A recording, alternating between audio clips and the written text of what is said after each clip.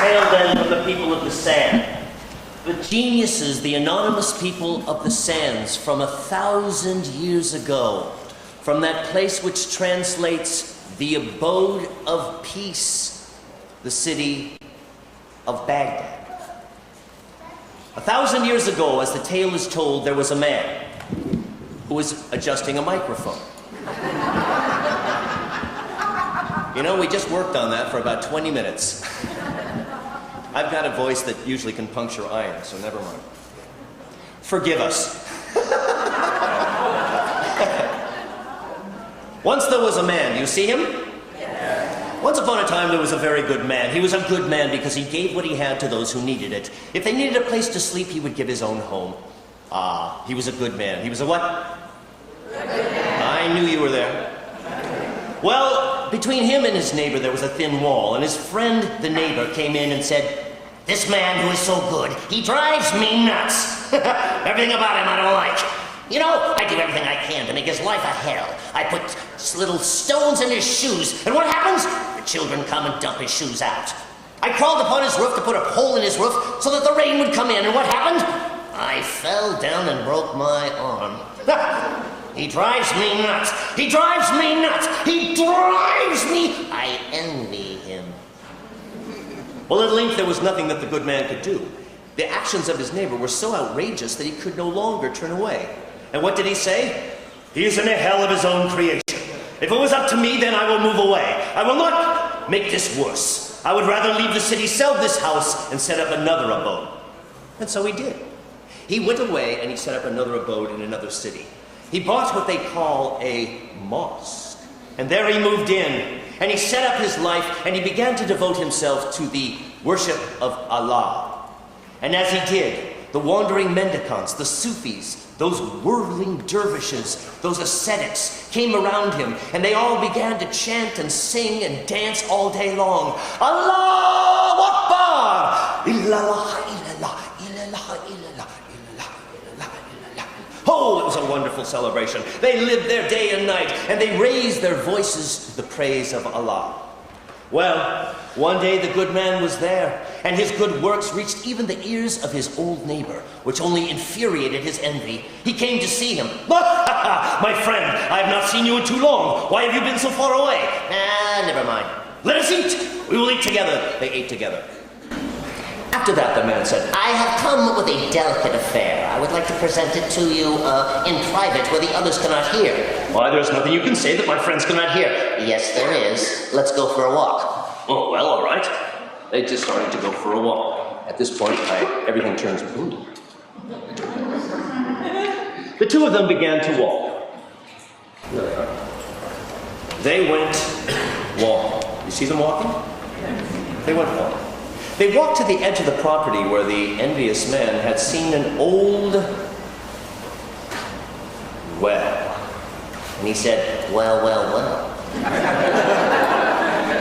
You who have read literature know what's going to happen next." And in a quick move, "Now you'll die at the bottom of the well, and I, for one, am glad. I will escape, and none will know the worse for it."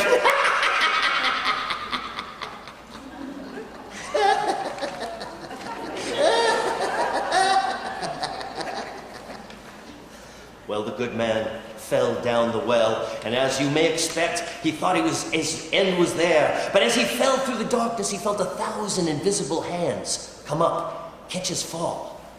And as he looked into the darkness, he saw 1,000 small eyes, and he heard voices. "Oh, who is this who has fallen down the well?" "Oh, he is the good man. He is the good man who is screaming all day long, crying to Allah." "Oh, we like him, we like him, we like him, we like him. He's a very good man, he's a very good man, he's a very good man." If he only knew that his goodness has reached the ears of the king. Of the king, of the king, of the king. And that the king has a mad daughter. She's mad, she's mad, she's mad, she's mad. Why is she mad? She's mad because one of our own, one jinn, has fallen in love with her and has possessed her mind. Possessed her mind? Possessed her mind. Yes, possessed her mind. If he only knew how easy it would be to free her. Ooh, how's that? How's that? How's that? Well, in his house there is a black cat, and on the tail there's a white spot the size of your thumbnail.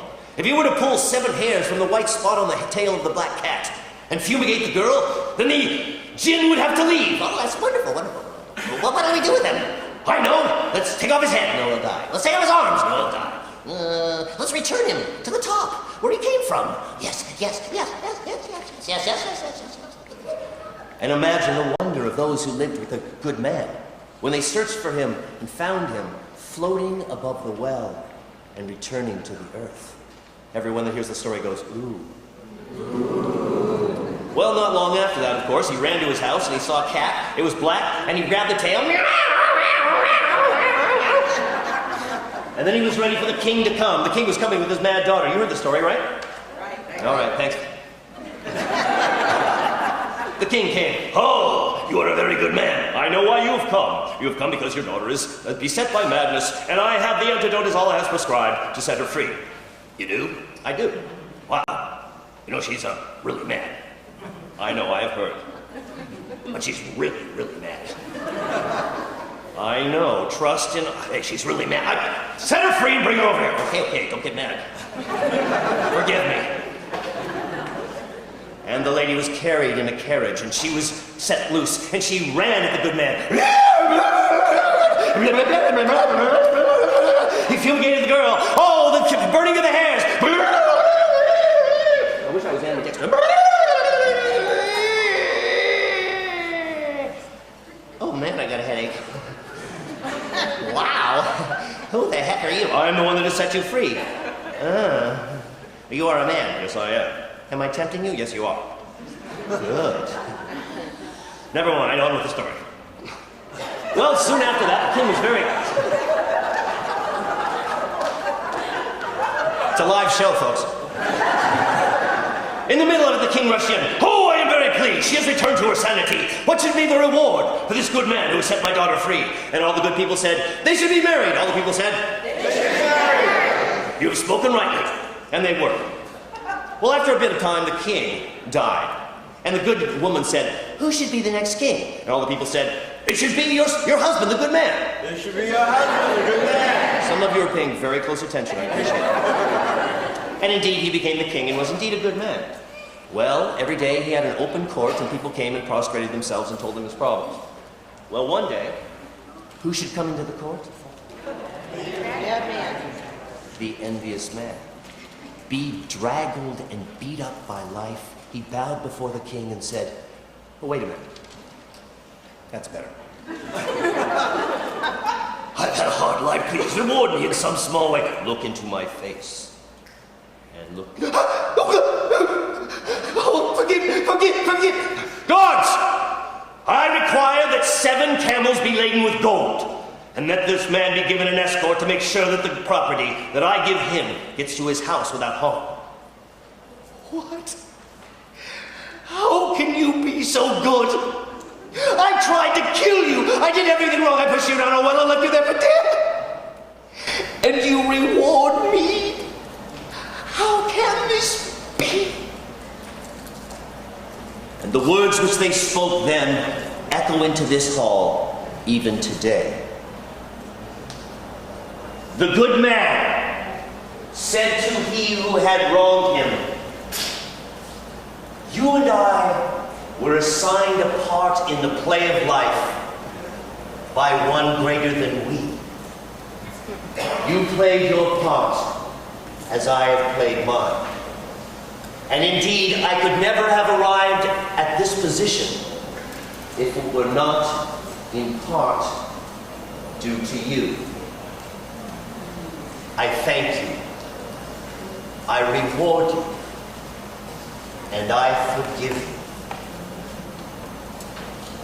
you. These words given to us from the anonymous genius of the people of the sands, so that we, even at this great distance, may consider the lesson of forgiveness and apply it in our own kingdoms.